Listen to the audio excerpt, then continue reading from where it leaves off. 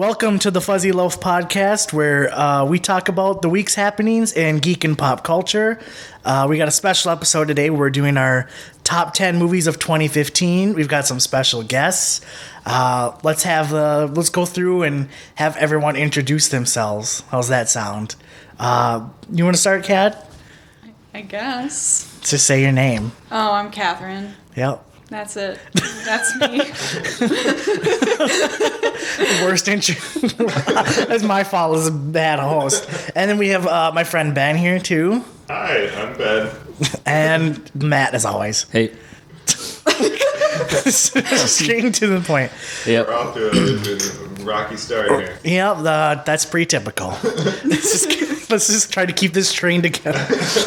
So we're going to run through our each individual top 10 movies that came out in 2015. Maybe we didn't actually see them in 2015, but if it came out in 2015, we're counting it. We're going to do one at a time. So we'll say Ben will start with his number 10, tell us why it's his number 10, and then we'll talk about the movie and we'll keep going around in a circle. If a movie is said that hasn't been said before, we'll talk about it as a group and like our general thoughts on the film. I think that's the basic premise. Am I missing anything? No, it sounds about what you've explained to me. Do we need to do any more introductions, or should we just get right the hell into it? I think we can get right into it. I think we'll learn about each other in the process. Right. It started off rocky, but I really think it's gonna just go. It's gonna go up and then just. I think it's falling down. I'm looking forward to learning a lot about you. Yeah, You all intimately. I don't think you want to know me, but good luck. Yeah, these movies are gonna definitely tell a lot about our personalities. So Ben, do you want to start with your number 10? Yeah, my number 10 was What Happened, Miss Simone. It's a documentary. It's a Netflix documentary about Nina Simone, who was a singer, jazz R&B singer, and she died about a decade ago. But it's just about her whole life, and it goes into her personal life and her husband and him being really the driving force behind a lot of her career, but also being sort of overbearing and abusive, and the influence that has on her kids and her family. And yeah, I shouldn't even try to. No, that was a good. That was a really good explanation. It's really fantastic and really compelling, and I didn't really know a lot about her. Like, I'd heard a few of her songs before, but otherwise I was just sort of vaguely aware of the name. And then I watched it because it was actually on somebody else's top 10 list for the year. Oh, was that on one of Kevin Smith's show? That's where I heard about it too. Wow, was it Mark Bernardin's list? Yep. And I was like, oh, I feel like I should watch this just because. So I did, and I really liked it.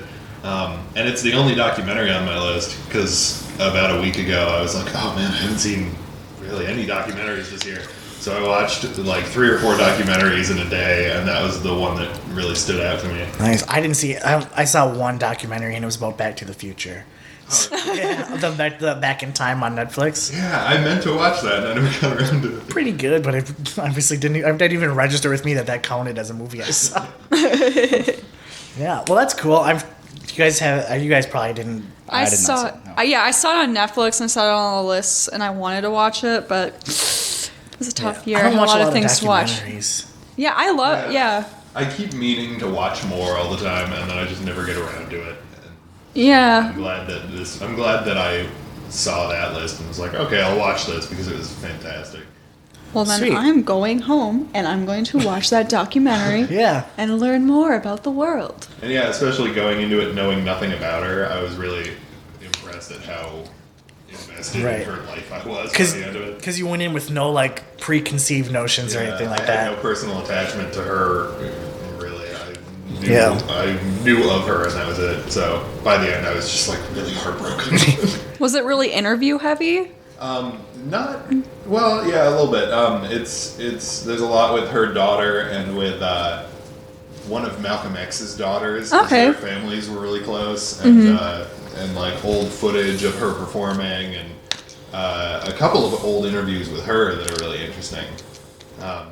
But yeah, it's a lot of interviews and a lot of old footage.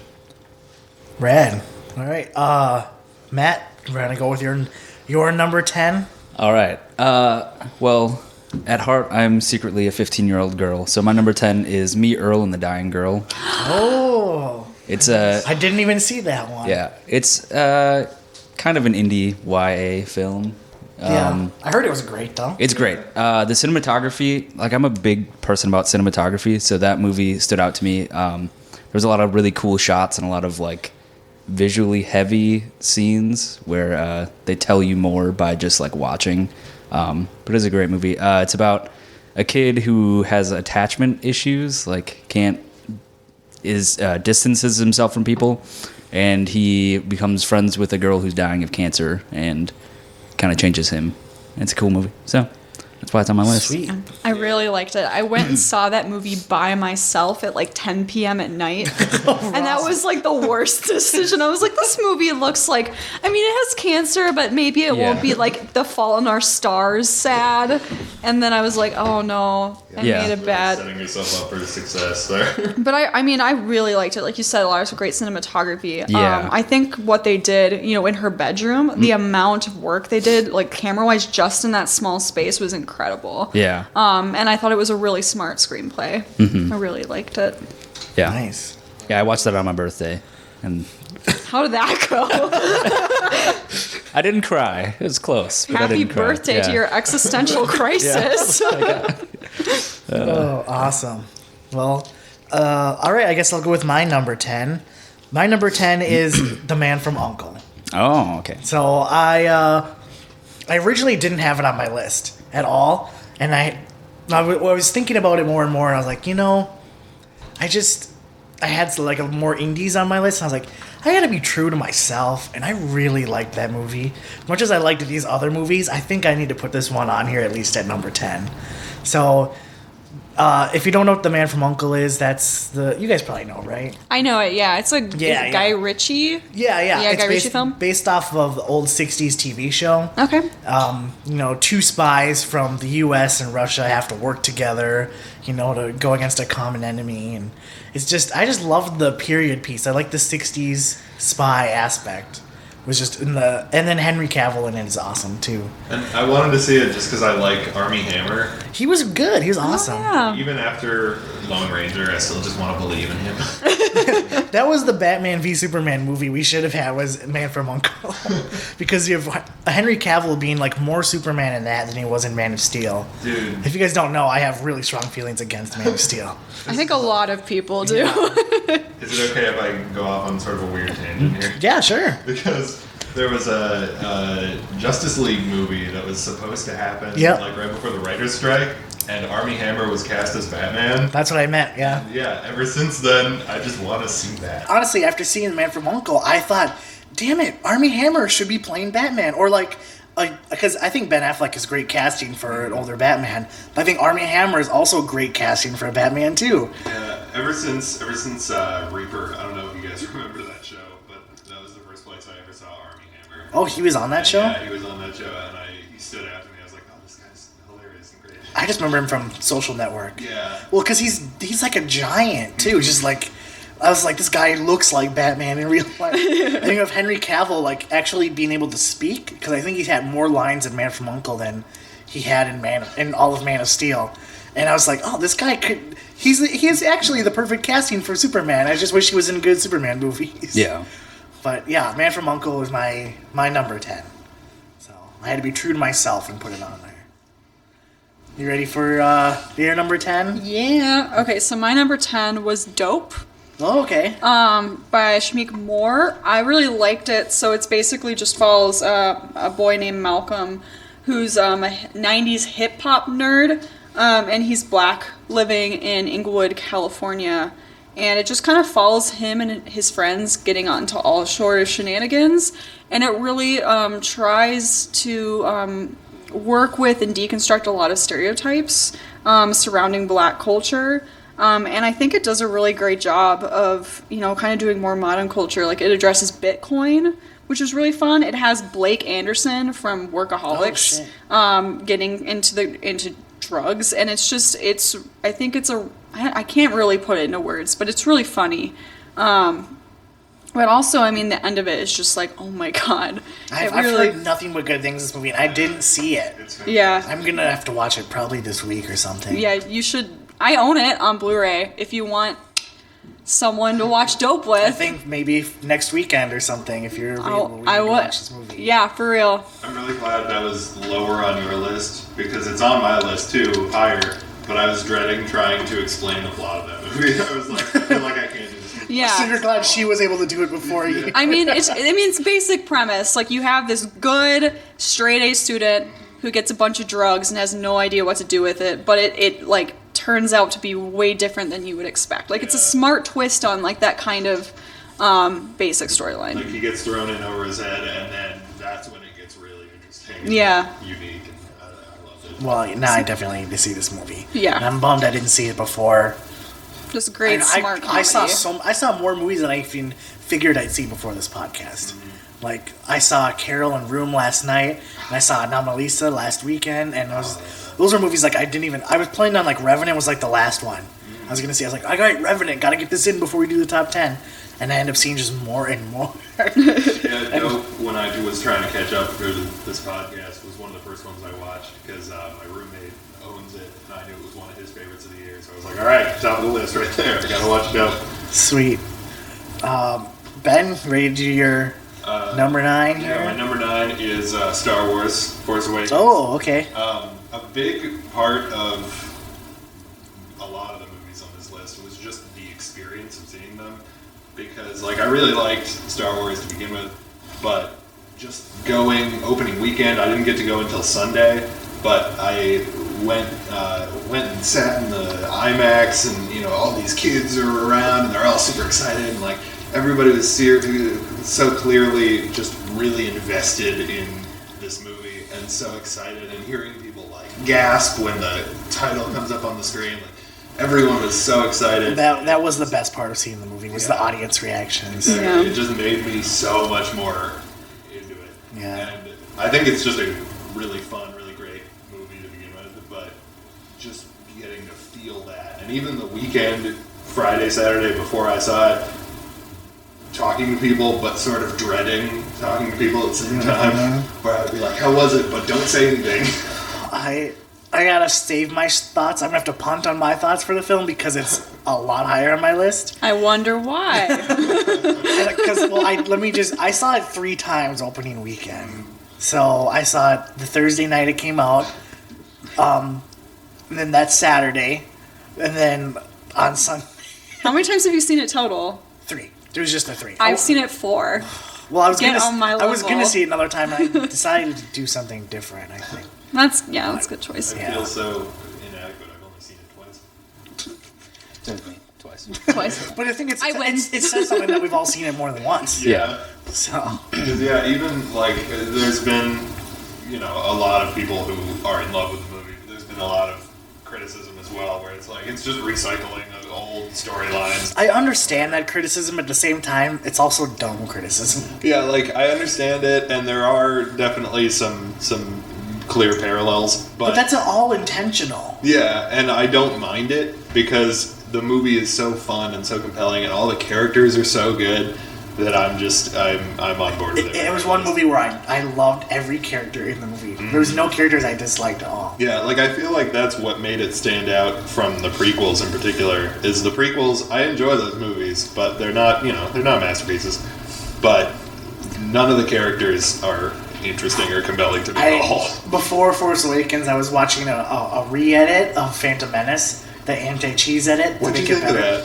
I fell asleep. Just because, no amount of editing could save that movie. See, yeah. Because it was just so fucking boring. They just I was like, woke up and I was like, where am I? What's going on? More trade negotiations? I'm going back to sleep. I don't care. They take out all of the dumb stuff, but all the dumb stuff is all of the character. No, but yeah, because there's still nothing left. There's just that movie's just bare bones. It's just boring. It is. Yeah. Whereas at least before it was like kind of fun in a dumb way. Yeah. Yeah, you can at least laugh at Jar Jar, but they straight up cut him out. Yeah, he has like 2 lines, and they're both dubbed over with alien voice, and they're like, bearded one. Yeah, You would've saved they try to make him more respectable, but Yeah. you can't save this character. All right, well, All right, number 9 for me was Avengers: Age of Ultron.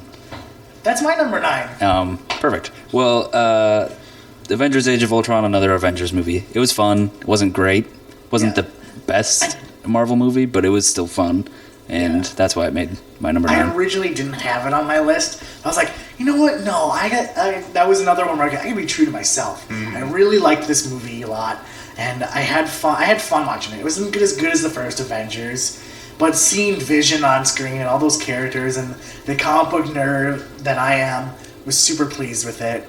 So I had to put it on my list. Yeah, that and Ant-Man both slid off the bottom of my list by just a few places. Totally fair. Because I really liked them, and they were really fun, and Ultron especially, I had just a huge fun time seeing it in the theater with all my friends, and I enjoyed it a lot, but yeah, it just didn't quite make the cut.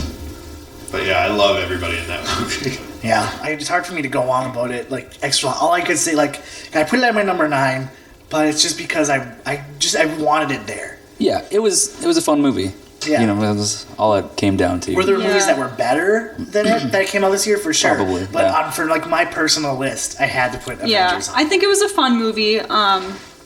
It's Avengers, fun, great characters. I think the only thing that I just like annoyed me was I felt like Black Widow's character was really reduced to kind of like a damsel in distress. Like I just thought her like romantic storyline was just really unnecessary. I did too.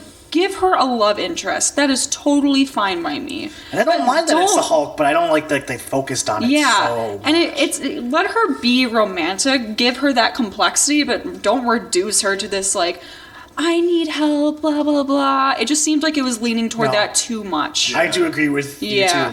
And that whole like, I can't have children anymore, so I'm a monster too. Like, that's bullshit. Is that how you read that? Because I heard that criticism that it's like they're comparing him being the Hulk to her being infertile, and it didn't ring that way to me. Okay, but was it more to you just like because she's just like a spy or because it felt more like, oh, I've killed people and I've done horrible things, and that's why I'm equivalent to you. That makes sense but too. Then looking back on it, I did realize like, oh yeah, there is a lot of intercutting to the sequence of her being sterilized. Right. Like, I think that part was was unnecessary. You didn't need that at all. Yeah. You could just focus on that she was this, basically brainwashed assassin. Countless people. Right, and you could have left that whole part out, and it would have made it like a stronger. And being sterilized is definitely, traumatic, right, painful, but it's course. still like I feel like as a character, it's emphasizing her as like being like the woman, the mother that she can never be, which is just another kind of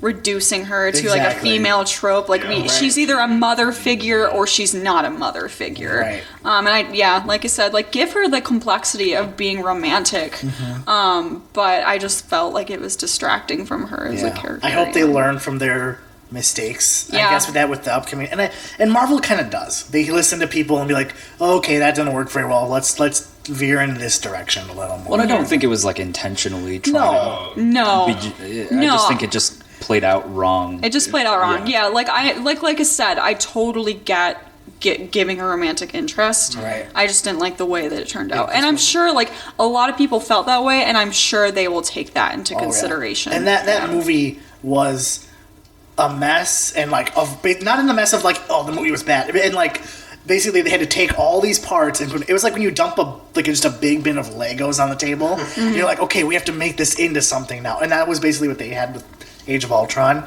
Yeah. And I think they did the best they could. It apparently broke Joss Whedon. Like he was just like a fucking mess. Yeah, it sounded like he had a lot of issues with like the way that the studio wanted it edited too and whatnot. Yeah, and just he said like, because apparently like from a set visit interview I heard, he was just like, he's like limping around because he like hurt his leg, because he's a very active director, and he was just like, he's lost his voice, and he's just like, it's like this movie physically took its toll on him.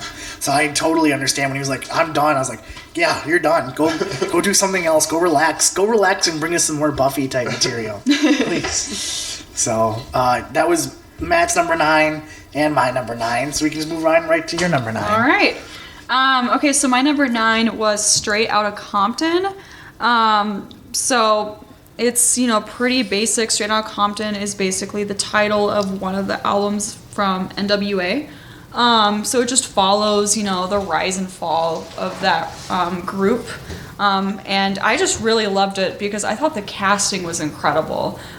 Because every single actor they had looked pretty much like the actual actors themselves. Like I was like Tupac and Snoop Dogg. I was just like, what the hell? Oh, they got Tupac back. Did you bring him back from the dead? Like it was, oh my God. But I loved it. I didn't really know that much about NWA. Like they have some iconic songs like Fuck the Police that I think everyone knows.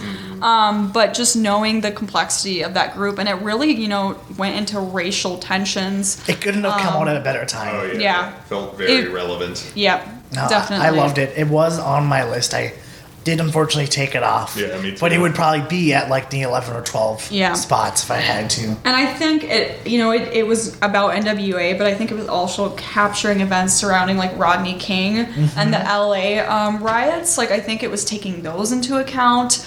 It was taking kind of how messed up the music industry was and kind of Still is. is, yeah. And so I think it was just really important as a film to come out this year with everything happening. Yeah. I kind of wish Jason Mitchell would have gotten a Best Supporting Actor nom for Eazy-E. Yeah. Because he did great. I have. I don't know if you guys have heard any of the criticisms of like the stuff they left out.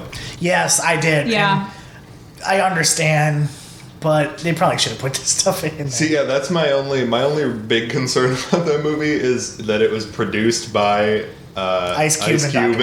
Dre. and yeah, Yeah. and like both of them come out looking pretty clean, and then like, Yeah. oh, maybe there were some things we Left sort out a lot of glossed over. the woman beating of Yeah. Dr. Dre and stuff. And it definitely forced Dr. Dre to come out and apologize, which doesn't really right the wrong totally. No.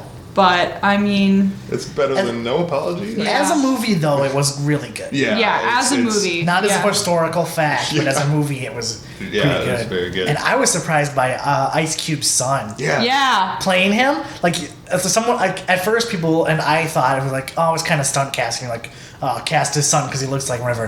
He did a damn good job. Mm-hmm. He actually, like, pulled it off, which was really good. Have you guys? You remember the Bye Felicia scene in the hotel? Yeah. Do you guys know if this is true? Because I heard from somebody, because I was watching the movie and that happens, and then they say bye Felicia, and I was like, is that like where this comes from? Is that like why that was then put into Friday? Like, It could have been. was it based on this experience? And then somebody told me that apparently during shooting, O'Shea Jackson Jr., Ice Cube's son, just came up with that scene and like thought it was funny, and they so thought- that's why they shot it and put it in there. That's awesome. And I'm not sure if that's actually true or not, but that was the one scene that like kind of took me out of it for a minute, where I was just like, wait, what's going on? This feels. I too enjoyed it, meta though. and I weird. laughed. I was like, oh, it's like a little Easter egg nod. I get it. But yeah, I want to know like. You want the of truth. that. Yeah, I want to understand. Sweet.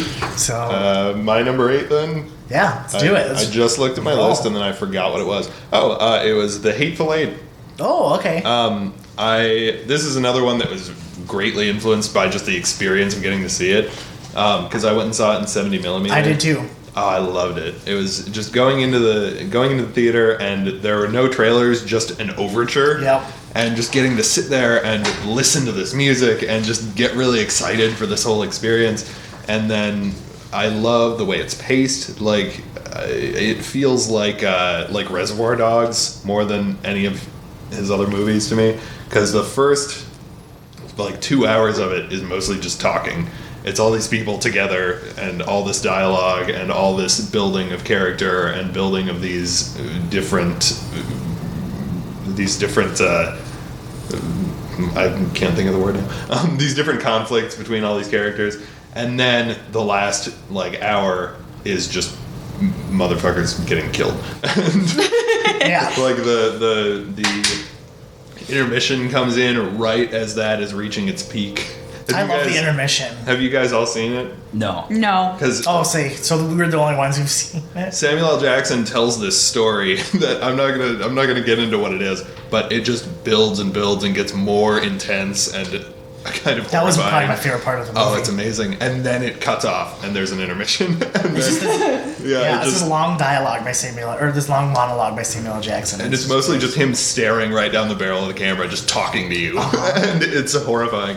And then it just cuts off, and it left the audience like, just getting to sit in that theater and listen to people talking about like what they thought was going to happen and what they liked so far, and just getting to hear that as it was going on was so fun and compelling to me. And then, I loved it. Yeah, it was just such a fun experience. Yeah, I'm glad you liked it a lot. I liked it. I had fun with it, but I didn't fall in love with it. No. I had a good time. I think the experience was more fun. Yeah, that's a big part of the reason it's on my list. Yeah. Like, I think it was a well-done movie on its own, Yeah. but just getting to watch it with all those people and live through those like 3 hours was so fun. I'm glad I didn't run into any problems with the seeing it in 70mm, because tons of other people like from over the country were tons of problems. Oh, really? Like, oh yeah, tons of places where like people aren't used to the 70mm, they don't know how to set it up. So And I heard like they had to send employees out to the theaters to like set them and up. a lot of places. And then I heard one story from a podcast I was listening to. He was pissed because he basically had he went and paid to see it in 70mm and all that stuff. Then he finds out halfway through the movie they've been watching it in digital the whole time because this theater couldn't get the 70mm set up.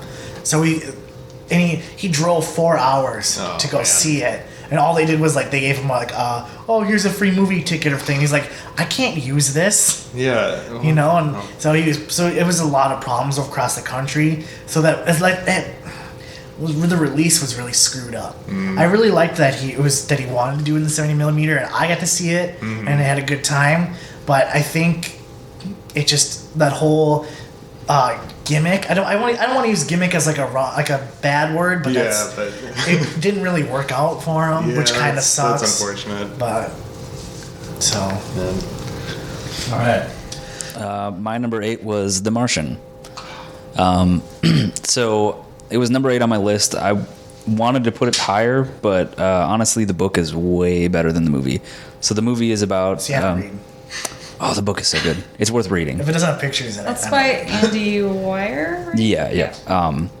But the story is about a guy gets stranded on Mars. His team thinks that he's dead, or his crew thinks that he's dead, and then he wakes up and he's stranded, and he has to figure out how to survive and get into contact with NASA and try to get back home. And the book is way better because it's paced better. There's like a lot of space between things happening, whereas like the movie, I get why, because you're constrained to 2.5 hours or whatever. But the movie just felt like it was too quick, like things went along too fast. But it was a great movie. I'm gonna have to hold regardless. off on Martian because it's higher on my list.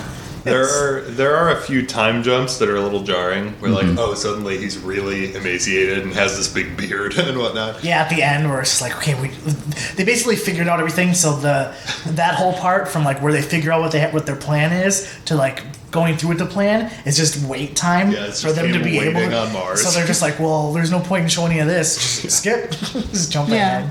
Yeah, and I saw the film too, and I thought it was really stunning. It didn't make it to my list, but that amazing cast, just incredible.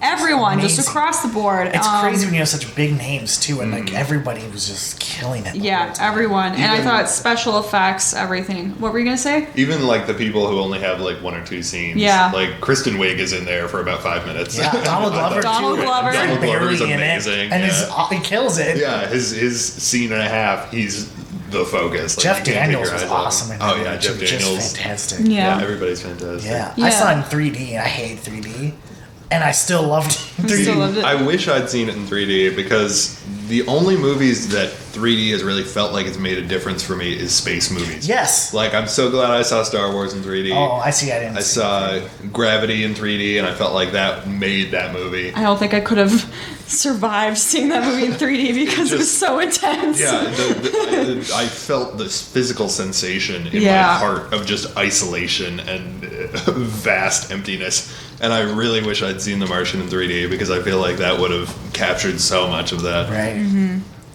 Yeah, I think the only thing is, like, I totally understand why it's getting all these Oscar noms and why people really like it, but I think as a person, for me, I just never felt emotionally invested in those characters, and maybe I have to give it, another watch and see if that happens again. But I think that's where the book excels way more. Is it than more? Yeah, because that's just, it was like everything was stunning. It's just like I didn't really find a reason. And I think that's care. what this space does in the book. Like, there's so much time, and there's so many. Like, you get like a way more intimate look into all these characters than the movie was just kind of.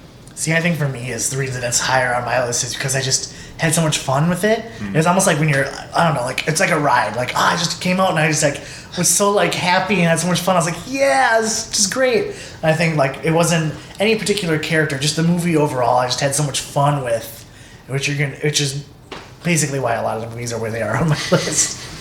So yeah, my number 8, I almost didn't put on my list because I wasn't sure if it was eligible, but I put What We Do in the Shadows as my number 8. I still haven't seen that. I don't think, have any of you guys seen it? No, it's on my list to see though. That's God the New Zealand. Damn it, yeah. it is so funny. Yeah. It's Jermaine Clement and Taika Waititi, who are, Flight of the Conchords guys. They did this movie about just these vampire roommates in New Zealand, and they're just all weird. It's just hilarious, and it's filmed as like kind of like a mockumentary. Like they're going into the lives of these roommate vampires, and it's just so fun. It's hilarious, and that's all I can say is it's so funny. I just laughed because I actually didn't have any comedies on my list unless you count The Martian, but it's not a comedy. No. Whatever the Golden Globes say, it's not a comedy. No. But I just had so much fun with this, with just the jokes. Their interaction with the werewolves are great. And you guys have to all see this when you can.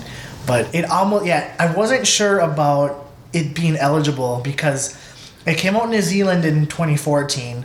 And after like a Kickstarter and petitions, it was able to come here to the US in 2015. I think it counts. So I counted it. Yeah. Because it came out here in 2015 So...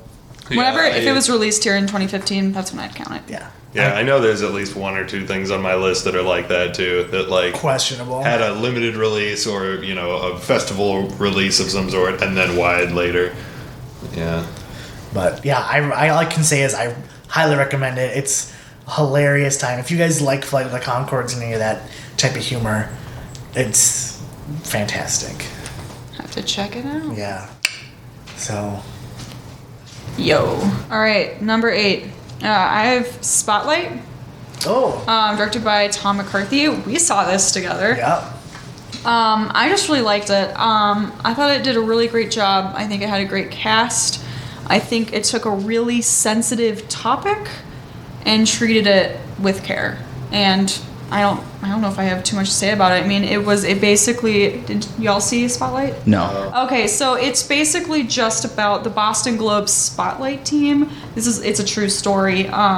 They basically went on a huge investigative journey to expose the Catholic Church for basically allowing these priests to molest children, and instead of getting rid of these priests and punishing them, they were just moving them from church to church. And so they do this really intense investigation, and then this eventually won the Pulitzer Prize in 2003. So it just kind of follows this investigation, and I think it did a good job of trying to not just like glamorize this investigation and be like, hey, this actually involved like a lot of victims, and try to balance that out. So I really liked it. Yeah, I really enjoyed it. This was another one that was on my top 10, and I had to move it around, but I really liked the movie. The hard part for me is I was really uncomfortable in the theater the whole time we were watching it. For some reason, I could not get comfortable. I was like too warm, and I like could not sit in my seat right. You just mean physically uncomfortable? Physically uncomfortable. So yeah, no, the movie was like, it was like, oh, this movie's great, but God, I can't fucking focus on it. I'm just really like antsy and uncomfortable, and I can't get my butt to feel right. So it was just, Uptown Theater. which is great, and they have great seats. I don't know why, but my biggest takeaway from seeing Spotlight was I think we were the youngest ones in the entire theater. Yeah. Everyone was at least 40 plus. Yeah, Which is really strange. And then, of course, all the old people are clapping at the end of the movie. And yeah. My friend, my roommate works at a movie theater, and he was telling me about how Spotlight, every showing, there's just several middle-aged men coming out of the theater just crying. And it's like it's like the only time he had seen that consistently. did Spotlight play at the Southdale Theater? Yeah, apparently. Yeah, my dad, I told him about the movie, and he said one of his high school friends was actually implicated in that. So, like, yeah, it's really pervasive. I can imagine a lot of people went and saw that film and came out of it just, like, having to go through that again. Yeah, it was great, and it was just good. I'm glad people saw it. I hope people, and I would recommend it to you guys, too. Yeah, that's one of those ones where I just never got around to it, and the last couple weeks preparing for this, I was just trying to watch as many movies as I could, and I just didn't get that one. Michael Keaton and Mark Ruffalo in that movie kill it, I'd say. And Rachel McAdams surprised me in that movie. She was good, too, yeah. Everyone how many good people are in it. Just a really good cast. Stanley Tucci? Yeah. Liev Schreiber? Yeah, he really playing, like, against type for him. Huh. So that was really good. Ben, you ready to number 7? My number 7 is Tangerine. Oh shit! I didn't get to see Tangerine. It's good. Have you seen it? Is it on Netflix? Now? Yeah, it's I on watched Netflix. it on Netflix. Well, I'm gonna have to take some time is- to watch that. That's like the main reason it was one of the ones I got around to, because I was like, oh, I have no excuse not to watch this one. Okay. It's right there in front of me. And I didn't know much about it. I had seen a trailer months prior in front of something. I don't remember what movie. But I was like, oh, that looks interesting. And then it just totally left my mind. But I loved it. It's more character driven than story driven. Mm-hmm. It's just sort of a day in the life thing where you're following this character, and it's I don't know how to describe it, so I'm not even going to try and get into it. But it's fantastic, and it made me feel good that was one of the movies that I immediately put in my top 10 just because it wasn't a white man. But I was like, oh, this is a wonderful, more diverse movie than I've seen in months. And it was so compelling and so great. Did you know that movie was shot on an iPhone? Yeah, it was shot The whole on movie an was filmed on an iPhone 5. At the end, it says, like, shot with this app or whatever. And I was like, oh, wow, that's very impressive. Because I love the look of the whole thing. The colors are really great. And It was made for nothing. Yeah. Yeah, well, it makes it feel really authentic because it's like taking place in LA, and it's like in the really trashy parts of LA, and you shouldn't try to make that look very sophisticated and Yeah, it elegant. doesn't You should look be real on the polished street. and, like- Yeah, you should make it this authentic experience. You don't want to glamorize. Yeah. I think it did. Yeah, I thought it was hilarious. I thought it had a great blend of comedy and Yeah, also the being balance like, is this really is nice. really like being a transgender prostitute is not easy. Yeah. No, that's kind of an obvious. but it's not just like the whole time. It's just not like really heavy. It's like hilarious. And then you have this great Armenian taxi driver who's just going around. The And- two stories of them running around and her trying to find I don't even remember her name anymore, but trying to find Chester. the other girl. Yeah, and Chester is ridiculous. But just the scene in the donut shop near the end where they're all in the donut shop and just yelling at each other. It feels so real that I sort of wanted to cringe rather than laugh, but I was like, it's so compelling and so. Yeah, basically the movie ends with all these weird. storylines converging in a donut shop at like nice. night, and they're all just screaming at each other. It's like the two prostitutes, their pimp, another prostitute, the taxi driver who gets service from them, and then the taxi driver's mother-in-law. And then his wife and child. Yeah, they come Oh, in. jeez. And so it's like all these people, and you have the person at the desk or like the counter just going, "Get out! Shut the fuck up!" Yeah. And they're just like screaming at each other. Clearly, they've been in this donut shop for hours, and the woman behind the counter has finally just lost patience with it. I need to watch this movie. Yeah. I'm It's fascinated. fantastic. And It's only like an hour 30. Yeah, it's really nice. short. And the fact that really gets me is the fact that it was shot on an iPhone. Mm-hmm. It's so cool, like the technology we have now, where anyone can just do that. Like it feels. It's so easy. Like, Yeah. It feels like grounded and, low budget and real without feeling cheap or low quality. Right. You know what I mean? Like, it captures that real sort of gritty view of just like, oh, this is what this neighborhood is like. It's not fancy. It's kind of dirty. Like a movie like this would not, by these people, would not have been able to be made even 10 years ago. Exactly, yeah. Because not because of the subject matter, but just the fact like they wouldn't have had the opportunity to make this film, and because it's things that are out there, these artists are able to make this stuff easy. You got a tool you could use to make a motion picture in your pocket right now. Right. That's awesome and inspiring. Yeah. So awesome. I'm definitely checking that movie out this week. Yeah, it's great. All right. My number 7 is Man from U.N.C.L.E. You already introduced it. I liked it for a lot of the same reasons you did. It's a callback to like Cold War era spy movies. It was funny. It was great to see Henry Cavill as a character that I liked. Yeah. Versus him as Superman. Don't get me started on Man of Steel, Yeah. Batman, Superman. I could do an entire hour-long episode just about that. Yeah. But I think all the characters were great in it.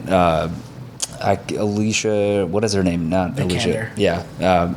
She was really Alicia great. Vikander. Yeah. She was really great, and same with Armie Hammer. The movie was just fun. I loved the music too. The whole music. the whole movie was great. The whole 60s, that time period is a great aesthetic for movies. Mm-hmm. Good music, awesome clothes. I like the whole Cold War tension stuff. Like, that's an interesting time period to look at. So I'm glad it's higher on your list. Yeah.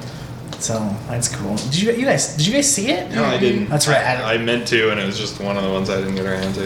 Yeah, I saw that. I did a double feature with that and Straight Outta Compton one day because I think they came out the same weekend. But nice. My number 7 is The Big Short.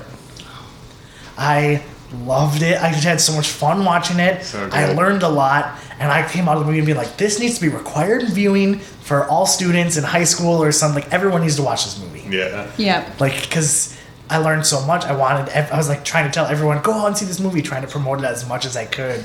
Just not even just because it's a great time, but you learn so much at the same time. Like, go see this movie, you'll learn a lot and have a blast doing it. And It's hard to come out of that film without being just furious. Yeah. oh yeah, pissed. And Yeah. That's why I'm so glad that it's an Adam McKay movie, because I feel like he brings so much comedy to it. And Yeah. you just the breaks where the people will just talk to the camera and be like, okay, this isn't really how it happened. But Yeah. whatever. Or like Right. Selena Gomez explaining the housing market.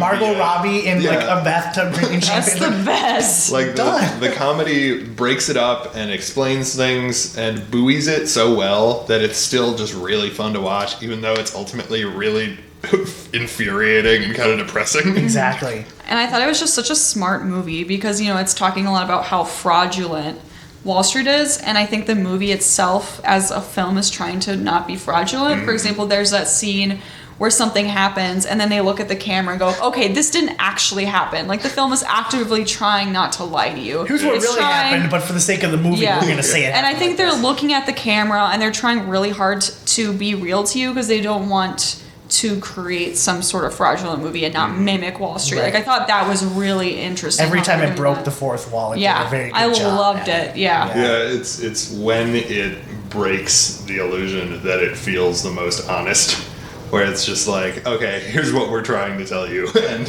here's how we're going to do it. And yeah, it's great. And Yeah. I just love, especially Christian Bale and Steve Carell, both have such weird, subtle things in their characters. That Yeah. They're just such weirdos. Like Christian Bale's eye through the entire movie, because he's got a glass eye.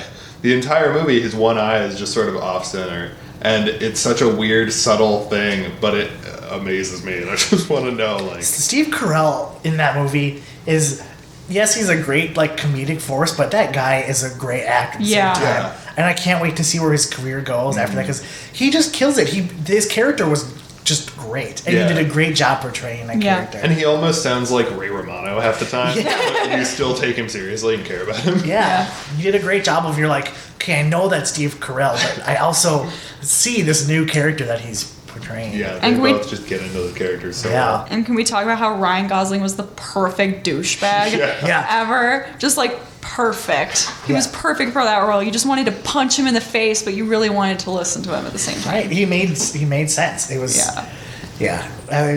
I highly recommend. Did you see The Big Short? No. Well, you should Yeah. go see it because you will. I I even know. told you too. I was like, Matt, you're gonna love this movie. You're gonna come out feeling the same way. Just angry, but okay with seeing it. Yeah, and like, oh, I had a blast, but no, I'm just pissed because this shit happened and it's happening again, and we're just So Yeah, like if that movie was just a straight up like drama, I don't think I would have liked it. no, they had to make it a comedic. I think Adam McKay was perfect to make that movie, and that was actually like his dream project. I don't know if you guys know this, but the only reason he did Anchorman 2 was to guarantee that he could do The Big Short. Oh, I know that. Yeah, the studio was like, he was like, I'll do Anchorman 2, but I have to be able to do this movie. Well, that makes me feel like it was worth having watched Anchorman 2. I didn't hate Anchorman 2. A lot of people did not like it. I didn't mind it. Not nearly as good as the first Anchorman. Yeah. But so that was my number 7, The Big Short. So All right. My number 7 is Clouds of Sils Maria. I never even heard of it. Okay, so it's shot in Switzerland. Okay. It has Juliette Binoche. I think believe she's a French actress. And it has Kristen Stewart and Chloe Grace Moritz. Oh, okay. Among other. So basically, it's shot in Switzerland, specifically in Sils Maria. It's really interesting plot. So it's about this actress. When she was younger, there was this play between two women. In the play, there was a younger woman, Sigrid, who seduces a older woman, Helena, and then Helena ends up committing suicide. Oh. So when this actress, her name is Maria Enders, when she was younger, she played Sigrid, and when she's older, she's 40, they asked her to play Helena, with this like pop star or like whatever who's being into this play. And so she's getting ready for this role, and then Kristen Stewart's her assistant, and so like this like play is playing out in her role, in her relationship with her assistant, and it's just like really tricky how they do those things, and it's really complex, and I love Kristen Stewart. I don't care what anyone else I do says. too. I agree with you. adore Kristen Stewart. What? Nothing. I just remembered you're a really movie. quiet, and you're No, just- so no. I wanna hear what you need to I know. just remembered a movie that now is on my list that I forgot. Awesome. God, shit. It's shot in Switzerland, so it's gorgeous. It's absolutely gorgeous. And it's called Clouds of Sils Maria because it's these mountains, and they say it's like a snake. So these clouds will come in and swirl around like a snake, and it's really pretty. But like they say there that it's a sign of bad weather. So it has that kind of like it's beautiful, but like it's gonna be messy, and it ends very vague. But I really liked it. It's in English, French, German, I think maybe one other language. I'm kind of pissed I never heard of this movie Yeah, because it you sounds need to write great. that title down. It's really good. Yeah, I need to see this movie. I think now. it's like 2 hours. But it's really pretty. I'd be curious to see what you think about it. Yeah, I would like to watch it now because it sounds interesting. I love Kristen Stewart too. She gets a Yeah. lot Yeah. of hate that I don't I understand. 'Cause don't she's also, understand. she did the Twilight movies, but that's money. Yeah. Yeah. She's actually a really good Now actress. she can afford to do whatever she wants. Exactly. And I'm really excited to see what she does. That's what a lot of actors do. You do the blockbuster or the young adult movie or whatever, and then you do the stuff that you really want to do. You make that cash, which I won't hold that against an actor. Be like, hey, they just it's a fucking job, Unless they consistently just take really bad roles. Like Zac Efron, I like him. He can actually be a really good actor, but he's in horseshit movies all the time. You're just like, what are you doing, dude? Fire your agent, get someone better because you can do so much more. Yeah, ever since Hairspray, I just want to believe in Zac Efron so much because I love that movie and I love him in it. And then I'm like, oh, again, why are you doing? Like that We Are Your Friends movie that made like $2 I think opening weekend. And then he has Grandpa coming Dirty up. Grandpa. Dirty Grandpa. Which I'm just like, it's got Aubrey Plaza, Zac Efron, and Robert De Niro. Yeah. That sounds awesome, but the movie just kind of. I want it to be good. yeah. I really do. wanna see All it. about that movie makes me want to see it, but I don't really want to see it. Yeah, so. Yeah, my number 6, is that where we're on? Number 6, yeah. Number 6 is Victoria. Did any of you guys see that? No, No. it sounds. I don't even know anything about it. I just happened to see it because I was going to go see a movie, and I was like, oh, I've never heard of this, I'll go see it. It's fantastic. It's a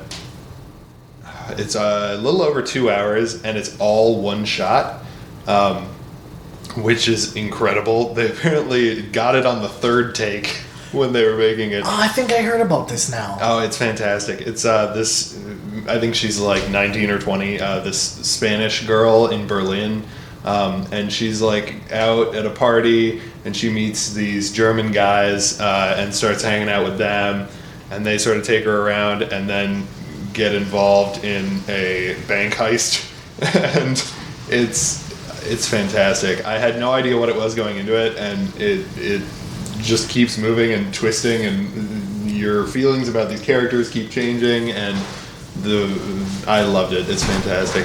So if you get a chance to see it.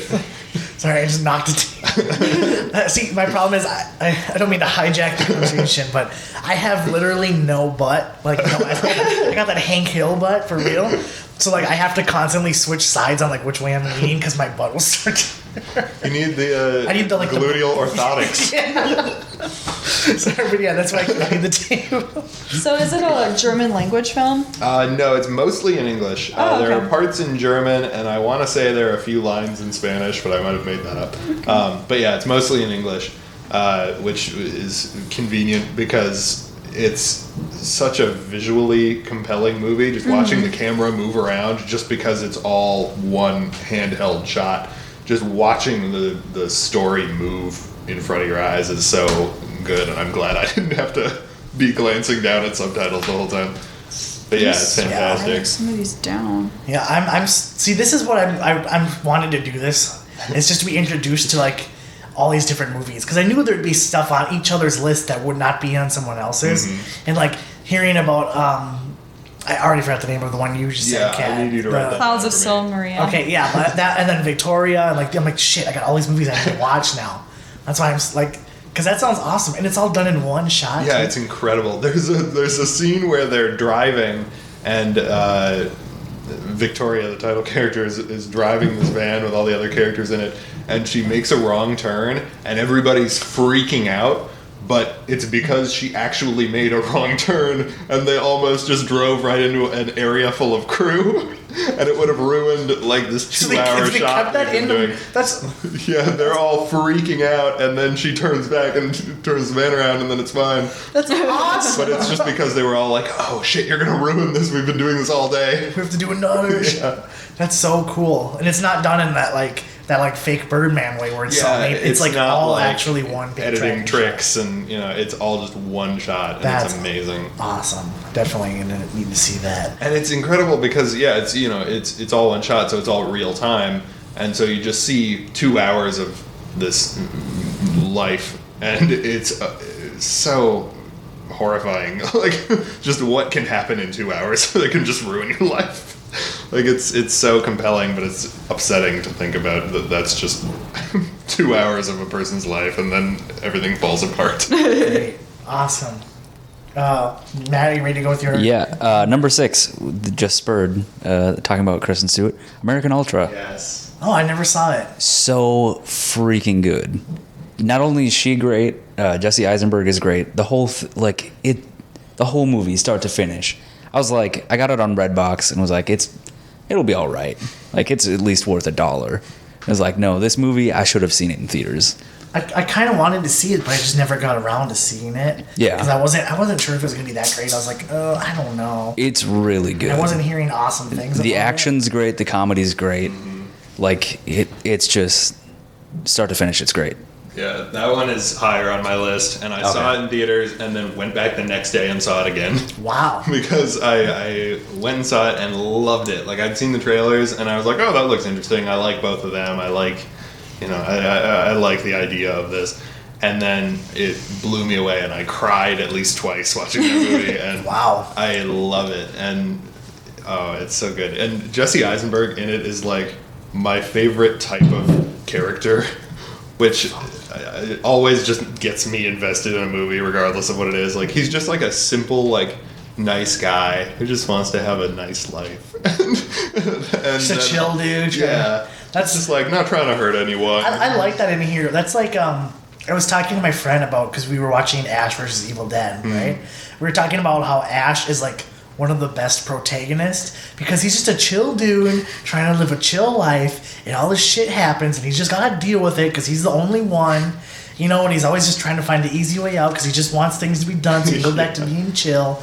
And I just think that's like just an awesome character trait. Yeah, that's like what I love about Goon with Sean William Scott and like that was Scott really good Pilgrim, too. especially in the comics. Like I feel like just like a simple, like doesn't mean anyone any harm, just like trying to live a life, just Right. hanging out, and then all these circumstances just fall on him. And yeah, I think I love Kristen Stewart in it so much. I was really excited when you said, "Oh, Kristen Stewart," because I was like, "Oh, he remembered American." I had it written down too, and I was just like, that thought. I was like, oh shit, I knew I forgot something. All you have to say is Kristen Stewart, and I'm watching that movie. Yeah. Love her. Yeah, she's my wife. My number 6 is Ex Machina. I loved it. I had to include it on my list. It was just all those actors, breakout stars of 2015. All of them killed it in everything they were in, like just great. And I mean, I don't really even know where to begin talking about it.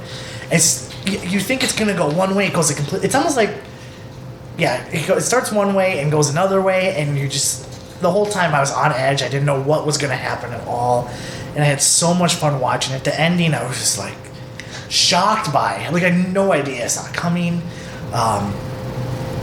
But I gotta have. When do you guys have to talk about it? Because I don't know what else. I have to so say. much to say, but I feel like I'll just spoil the whole movie. Well, I mean, Yeah, are we trying not to spoil anything? I don't really care. These are Okay. movies that came out in 2015, the past year. Yeah. Ex Machina came out in April. So, for like the whole point of it is deception, right? Yeah. You realize at the end that the way to determine whether, machine or not is the ability to deceive.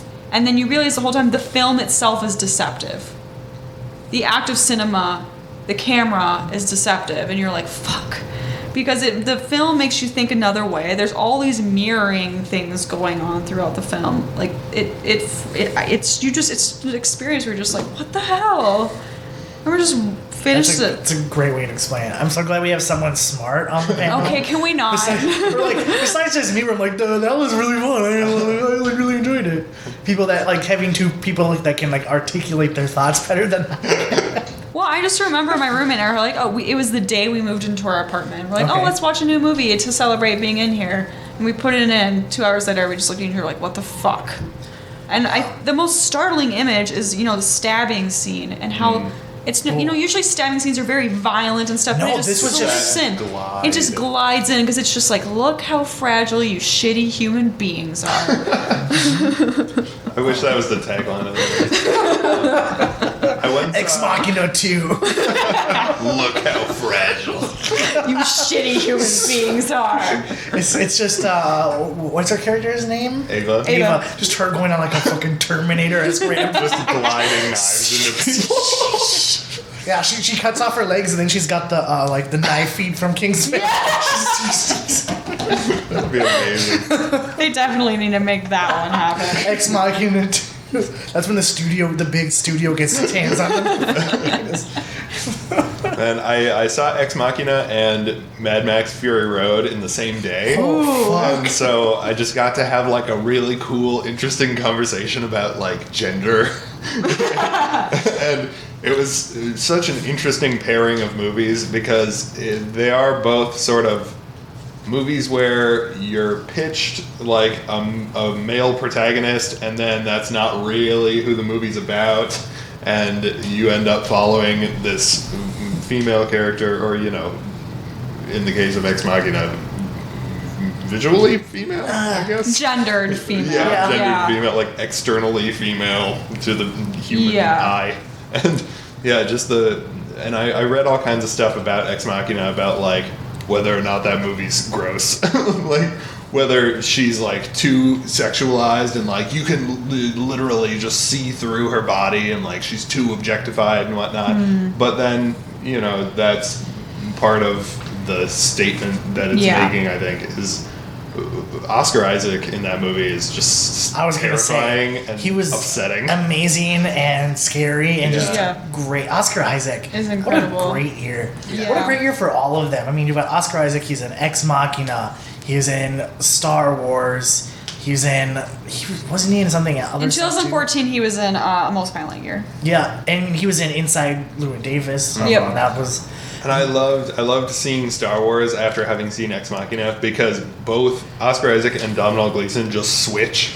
Yeah. Like, Yeah. Domhnall Gleeson starts out as like this really sympathetic, like kind of everyman character or whatever, and then Oscar Isaac is just like a weird, like maybe he's a sociopath. I don't want to be around this man. And then in Star Wars, Domhnall Gleeson is just a Nazi. He's Yeah. a straight up Nazi. Yeah. Screaming at all those stormtroopers is chilling and awful. Yeah. And then Oscar Isaac is just like this cool guy who's just so excited to see his friend and like, oh, everything's great. Yeah. I love him. Yeah. It's really interesting too because you look at Oscar Isaac in Ex Machina and you look at him in Star Wars and you're like, those are two totally different people. Yeah. You don't even recognize him physically. Yeah. And that's why I'm really excited to see him in X-Men Apocalypse because he's Oh. playing Apocalypse and you're like, Dude, I would I have didn't never know guessed that. that's exactly. Oh, man. You would have never guessed that's Oscar Isaac under all that makeup and Mm-hmm. everything. Oh, I'm way more excited for that. Yeah, movie just now. because it is him in there, like, Yeah. because he's an amazing actor. And I can't wait to see. They're more all from great. him. Yeah. Alicia Vikander did a really great job. I think just like touching on earlier about comments about how it was like sexualizing. I actually think like using a woman as the humanoid is really smart because the film's about deception. And so the whole point of like the idea of the male gaze is that the woman is this passive sexualized object. And it's very deceptive because she's this passive, sexualized object, and then it turns out she's not. And so, Yeah. like, her womanhood is itself deceptive. And that's the thing kinda- is it's made very clear that like it's intentional that she is female and that she is the way that she is. She's like based on his porn profile yeah. or whatever. And Oh, that's right, I It's very forgot. clear that like Yeah. yes, this is on purpose. That she is here to kind of distract you. She's here to give you a certain idea and drive you in a certain direction based on that. When in reality, she's got something totally different going on under the surface that she's not letting him in on. Yeah, and I think it's definitely. I mean, you've had recently her. You know, it's this. You know, the woman who can be sexual or woman. You know, who's quote unquote as the AI. I mean, the trope of the female sexual femme fatale who's also kind of robotic is long term. Like you know, from Metropolis, the German silent film. So I thought it was a really interesting take on it. I loved it. I mean, I'm sure some people found some criticisms gender-wise in it, but I thought it made sense. Yeah, I for thought it. so too. Yeah. Yeah, that one was right off the bottom of my list too. Like I loved it, and then I just binged a bunch of movies, and it slid off the end. That happens, especially when it came out because it came out so early in the year. Yeah, exactly. And then you have all these other ones, and it's just like, oh my god, you have to remember back. Yeah. So I don't. that's your. It's your. It's turn. your turn. No, I just went. Next Machina was my. Wait, it's my turn? Yeah, it's your turn. I thought you went, or you went. Oh, because It wasn't mine. I don't even know what's happening anymore. You were pointing at me and I was like, what? What do you want? Okay, we already talked about this film. My number 6 is The Big Short. Oh, sweet. Yeah, I feel like I already talked about what I thought great about it.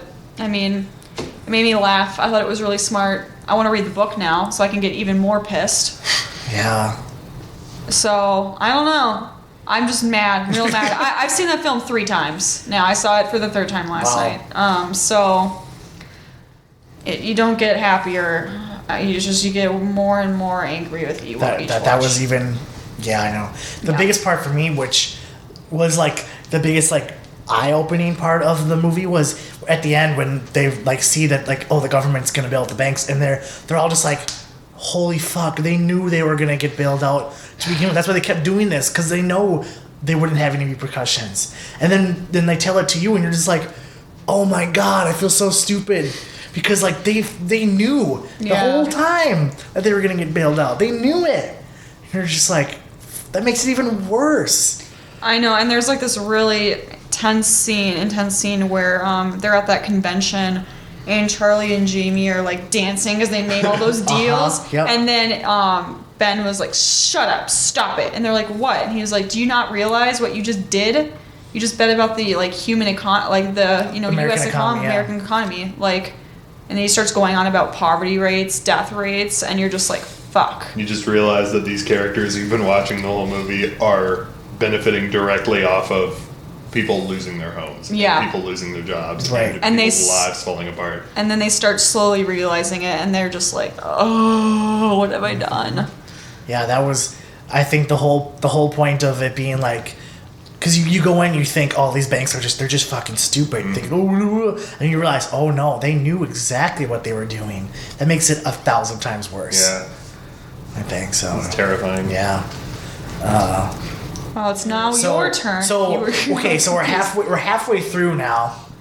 Oh, So yeah, I guess we know. we're gonna, let's say, you probably want to split it up. Yeah, I'll probably cut it So here. this will be like the halfway point, and then the next episode will be us doing our top 5. Yay! So this is the cutting.